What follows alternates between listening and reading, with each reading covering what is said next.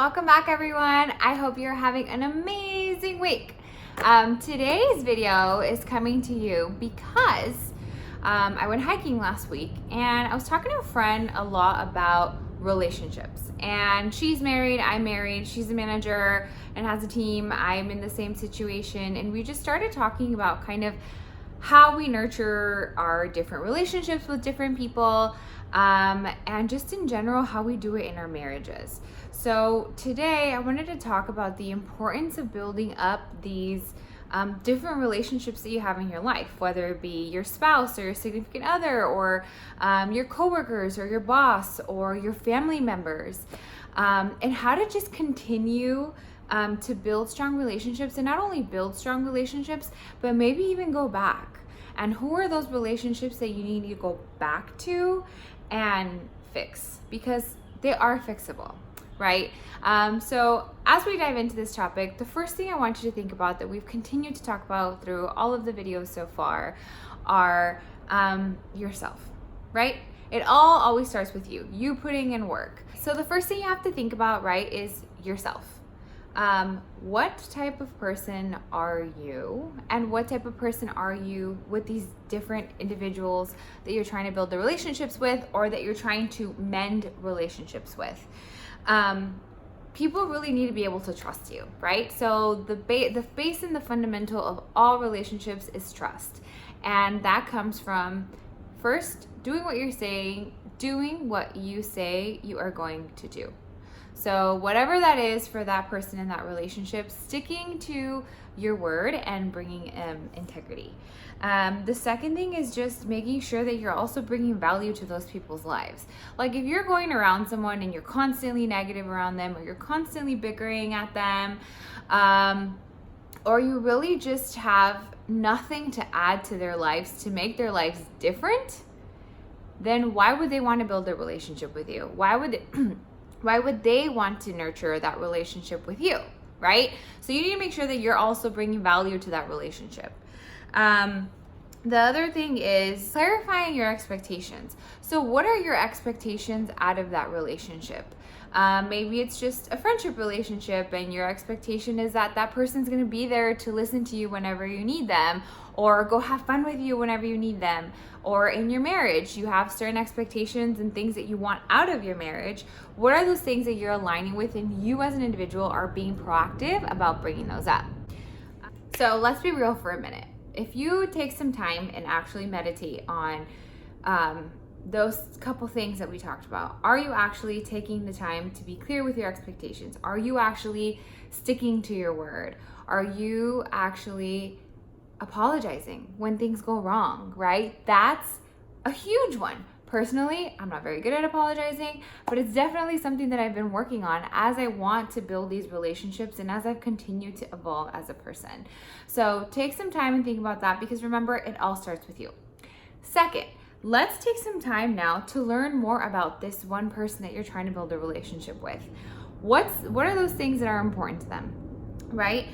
What's something that they value, or all of the things that they value? What are things that they care about in their lives? What are things that they like to do for fun? What are things that are important to them? What are their goals?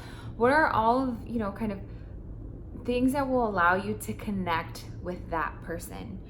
And what are they hoping to get from you, right? So like, why should they want to be your friend, or why should they want to listen to you and respect you, say it's at work? Or why should your spouse actually want to respect you and work with you on a marriage, or on a new goal, or on a new milestone, or whatever it may be, right?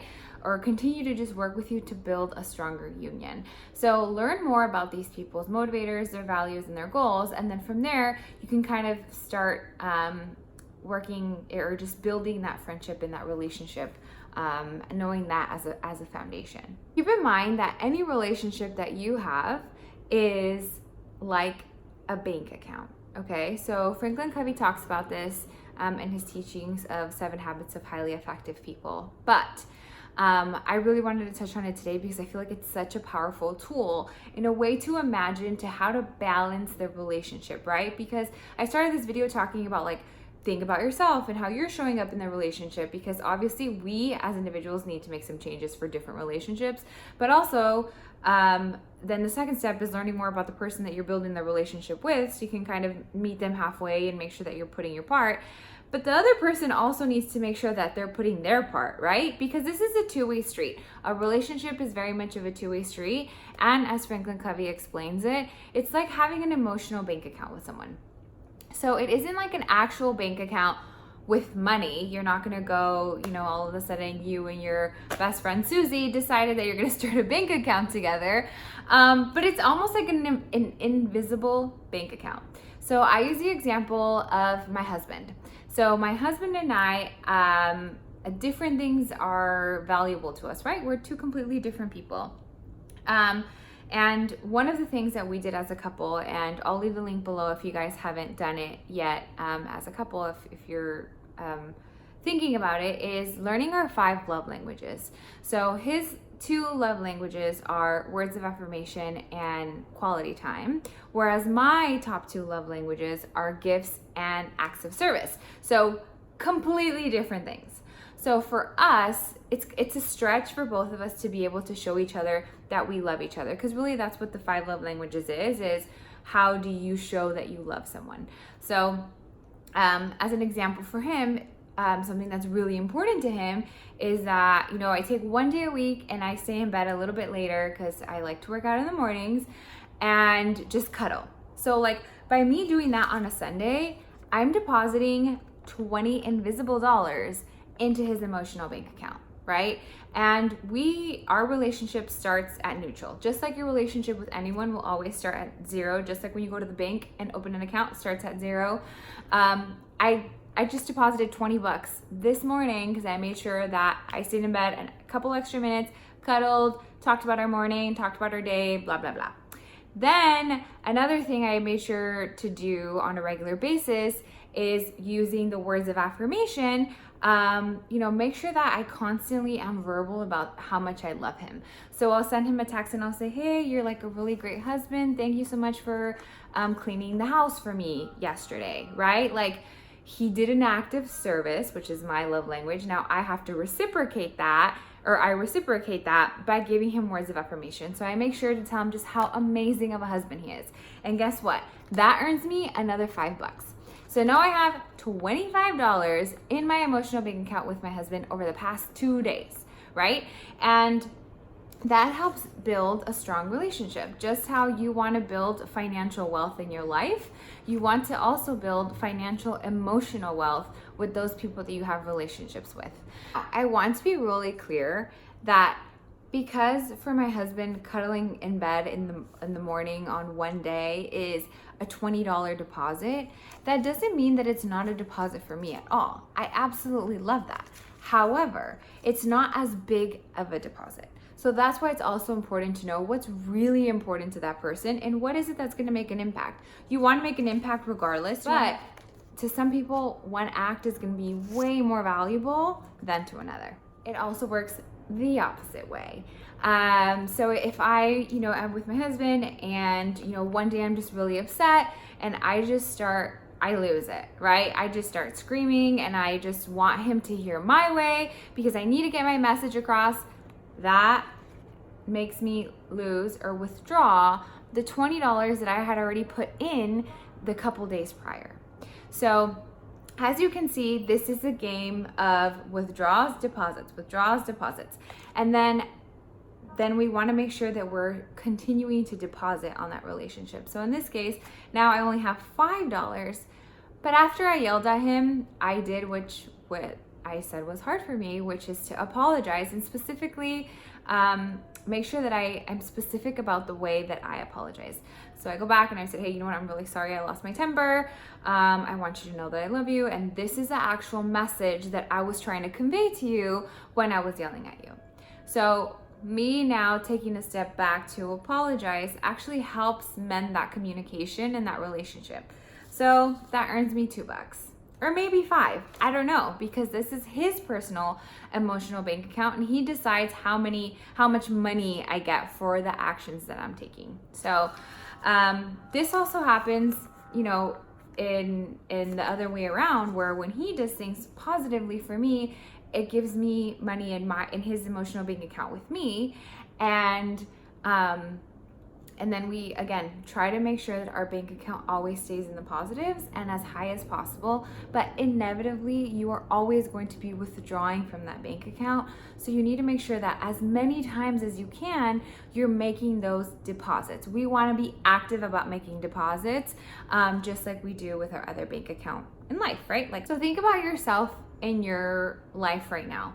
Who are those people that or that person maybe that you need to work on your emotional bank account with?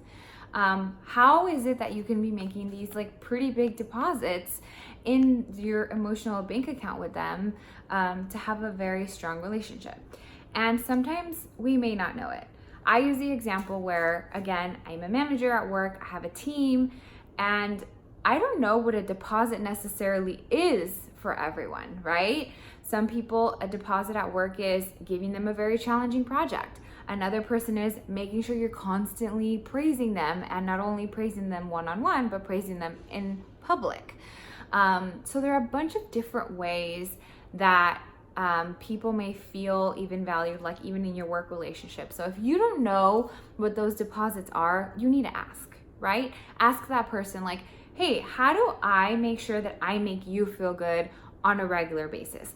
What are those things that are important to you? And once you know what those things that are important to them are, you continue to practice them on a daily basis, because you are going to have to withdraw from there.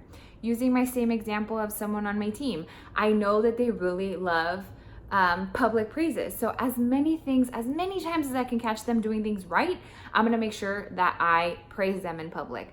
But guess what? There are gonna be some times where they need to be working on things, and I need to be able to use all of the deposits that I have from all these great praises that I did for them and say, hey, I really need you to work on this, right? In a very kind way and constructive way.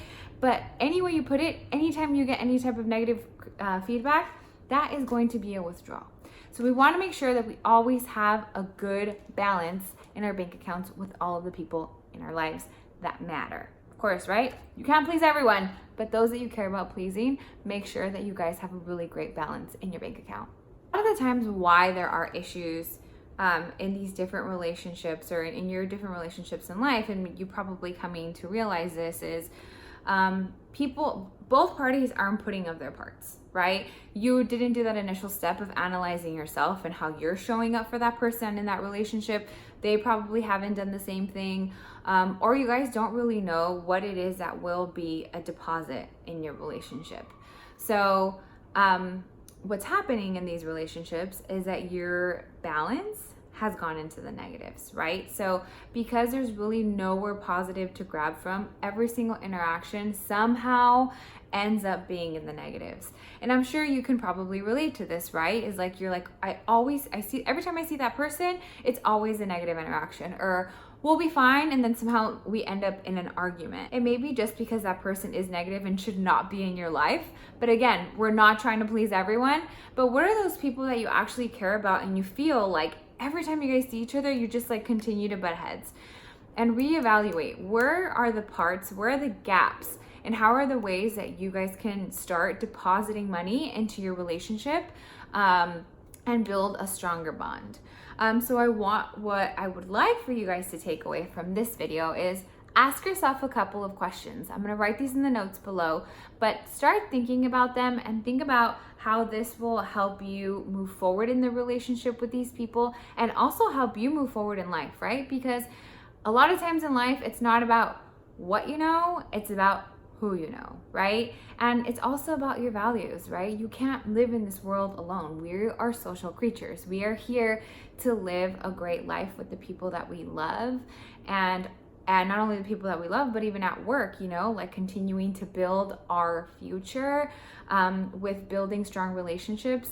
And we influence each other every single day, right? So you want to make sure that every time you're interacting with someone, you're influencing them in a positive way, so then they can influence someone else in a positive way, and it ends up being this ripple effect. So we want to build strong relationships that are going to be influential to a grand scale. So on that note, here are the questions that I was referring to. So these questions will be at the bottom in the notes. First question is, who do you have an overdraft with, right? Who is that person in your life or those people in your life that you care about or that you need to make sure that you have a strong relationship with that isn't very strong? Maybe your balance is $5 or maybe you're already overdrawn with. Who are those people? And start thinking about it. What are some deposits that you can make this week? So take action right away. What are some things that you can do this week? If you don't know what those things are, then ask them, right? Ask them those questions that we talked about before. Find out what's important to them. It is a long weekend, so maybe you'll be spending some time with those people, either voluntarily or non-voluntarily. And then number 3, try making a daily deposit. So try it over the course of this week, but also try making a daily deposit. It could be something as small as, like I said before, a text to someone that you care, or to stop saying a certain thing, or to start doing a certain thing, right? Now I want you to think about the relationship on the flip side. So what if somebody has a negative balance with you and they don't even know it? I know that doesn't sound like it's even possible, but believe it or not, so many people are not emotionally intelligent, nor do they understand how you really feel. And again, analyzing yourself, right? How are you showing up in the relationship? Are you letting them think that everything's okay? Or do they just not get it and you haven't been vocal about it? So think about these questions in that scenario. Number 1, who has a negative balance with you and they don't even know it? And they need to know it. So think about that. And number 2, how can you educate them on making deposits? So how can you have that candid conversation with them and say, hey, like I feel like our relationship has been a little bit off right now. The reason for that is because you've been doing X, Y, and Z, and it bothers me, but I really want to work on our relationship. And I think that just if you tweak things a little bit more, or if you knew that this was important to me, you wouldn't do that, right? And doing those things also allows you to be the vulnerable person in the situation and allows them to say, wow, this person actually really cares about me. Thank you so much for bringing that up. I had no idea that mattered to you, or I had no idea that you wanted this, or whatever it may be. So be fair with the people in your life, right? And open up to them just like you want them to open up to you. Because the most important thing in a relationship is keeping that integrity and being open and honest and keeping your word. And that's really what's going to help you to continue to build yourself up, your relationships up, and your influence up. Thank you everyone so much for watching my video today. I hope this was helpful to you and you can apply it to a bunch of different areas in your life and it'll help you just be so much better. I'd love to hear more about your feedback, so please feel free to comment below. Let's connect on Instagram. Like and subscribe to my videos. It actually really helps me so other people can find this message. And if you think somebody else in your life can benefit from this message, also please share it with them. I'd greatly appreciate it. I hope you have an amazing rest of your week.